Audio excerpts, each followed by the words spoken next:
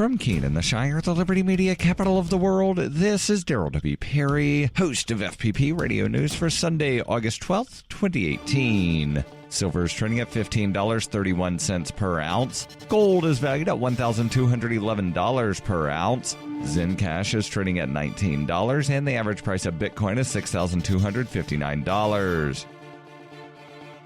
Antiwar.com reports while it comes nearly 3 months too late to have any bearing on CIA Director Gina Haspel's confirmation vote, a series of newly declassified cables are offering unprecedented insight into the specifics of torture carried out at the CIA black site Haspel was running. The documents are available at the National Security Archive. They are heavily redacted, but it is speculated that they may have been written by Haspel herself and describe the extended use of violence against detainees. The documents involve a lot of flowery language praising the cat-like way interrogators entered the room before torturing suspects and promising to make one of them suffer in ways he never thought possible. Specifics of the CIA torture program have largely been withheld from the public despite supposedly having ended years ago. Haspel's role in the torture made her confirmation as CIA director particularly controversial, especially since President Trump has publicly espoused the merits of torture on several occasions.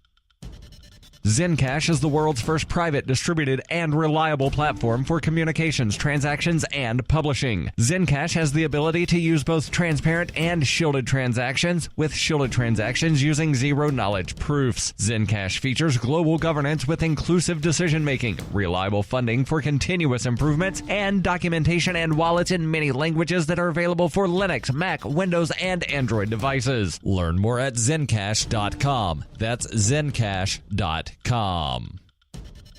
UPI reports a judge has rejected 2 men's no-contest plea deals on involuntary manslaughter charges in the 2016 Ghost Ship warehouse fire in Oakland, California that killed 36 people. Alameda County Superior Judge James Kramer capped 2 days of emotional testimony of families of the individuals who died during a dance concert at the warehouse on December 2, 2016, tossed out plea deals of the 2 defendants on Friday. Kramer rejected the no-contest plea deal of Derek Almena, one of the 2 co-founders of the facility, arrested in June 2017 for allegedly allowing dangerous conditions in the building that led to the fire, saying he did not show remorse. Since Max Harris, the second co-founder and accused of the same thing, had his no-contest plea wrapped up in the same package, his plea was rejected as well. Kramer said after listening to statements from families of the victims and defendants over a 2-day hearing that was expected to end with the sentencing of Almena and Harris, I am expressly rejecting the plea bargains as to Mr. Almena. I do not know that it will do any of these victims any good. Some of the families of victims applauded the decision in the courtroom and shouted yes, while some of the other victims' families gasped and cried, and attorneys seemed surprised. Under the plea deals, Almena, the Ghost Ship's master tenant, was to receive a 9-year prison sentence. Harris, the Artist Collective's executive director, was to receive a 6-year sentence. With credit for time served and good behavior, Almena could have been released in less than 4 years and Harris in less than 2, sparking outrage from victims' families that prompted another look. The plea deal was made under a different judge, Morris Jacobson, and finalized last month. Unless another plea deal is accepted, the case will now go to trial.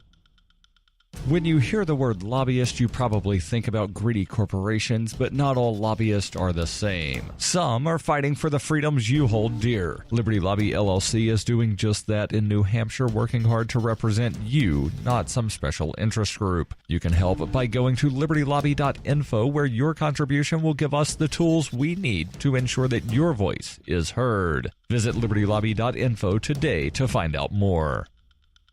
Reuters reports the airline worker who stole an empty airplane from a Seattle airport on a flight that ended in his death once ran a bakery with his wife and enjoyed the benefits that came with his job to travel the world. According to a webpage he set up for a college communications class, Richard Russell was a 29-year-old man living in Sumner, Washington, who was born in Key West, Florida, and moved to Wasilla, Alaska when he was 7 years old. He has not officially been named, but multiple news media outlets reported his identity, citing interviews with family, co-workers, and law enforcement sources working the case. Russell worked for Horizon Airlines, a sister of carrier Alaska Airlines, as a ground service agent. Russell reportedly commandeered an empty Bombardier Q400 turboprop aircraft on Friday night from a maintenance area at Seattle-Tacoma International Airport. He flew for about an hour before crashing on Cretin Island in Puget Sound, about 25 miles to the southwest.